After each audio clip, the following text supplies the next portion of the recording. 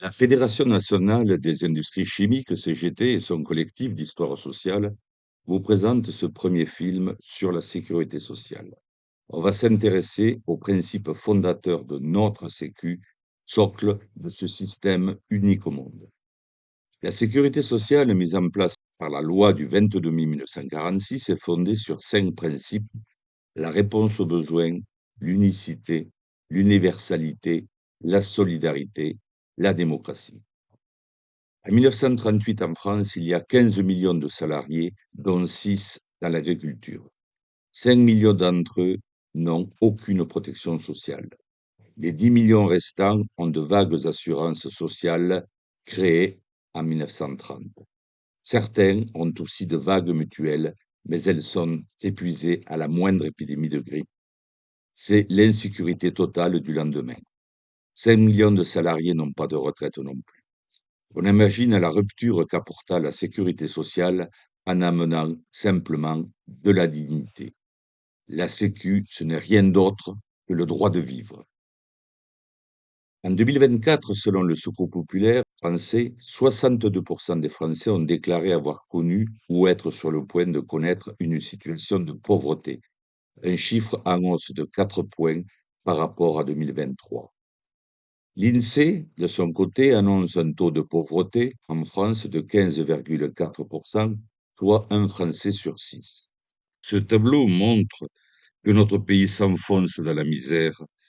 Les chômeurs, les inactifs et les moins de 18 ans sont particulièrement visés. Que deviendraient tous ces citoyens s'ils n'avaient pas la sécurité sociale? La pauvreté serait du niveau des pays les plus pauvres de la planète et on retournerait avant 1939. Le deuxième principe, c'est l'unicité. Dans une seule caisse, au plus proche des habitants, par département, on va grouper tous les risques sociaux: maladie, vieillesse, maternité.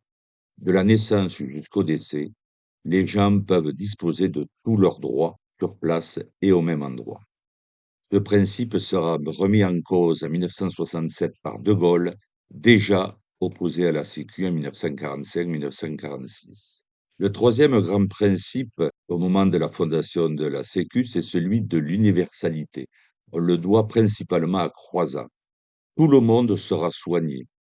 Certains ont refusé de s'affilier en 1945-46, mais au cours du temps, tout le monde sera affilié à la Sécu.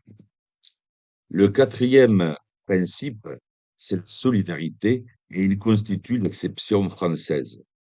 La Sécu est financée essentiellement par la cotisation sociale basée sur le salaire et le salaire seulement. Il n'y a aucun financement de l'État. La Sécu est solidaire, tout le monde a les mêmes droits, que l'on soit bien portant ou malade, vieux ou jeune, actif ou non actif. Ce qui est formidable de la cotisation sociale, contrairement à l'impôt, c'est qu'elle va directement du cotisant au bien-être des gens. C'est la répartition.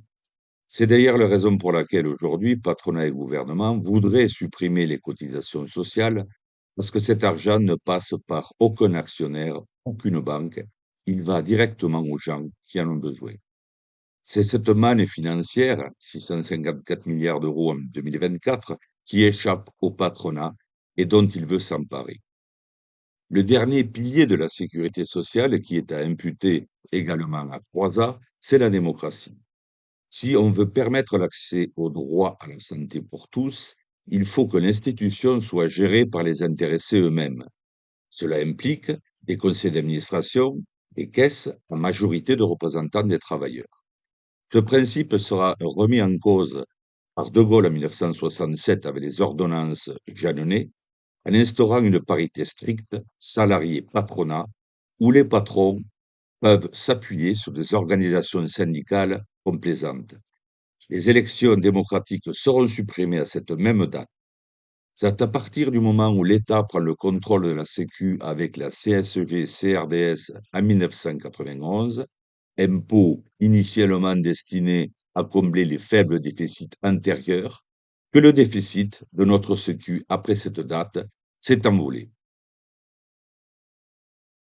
Ce déficit est une construction politique destinée à détruire notre sécurité sociale. patronat et tous les gouvernements ont eu cet objectif, passer cette manne financière considérable entre les mains du secteur privé.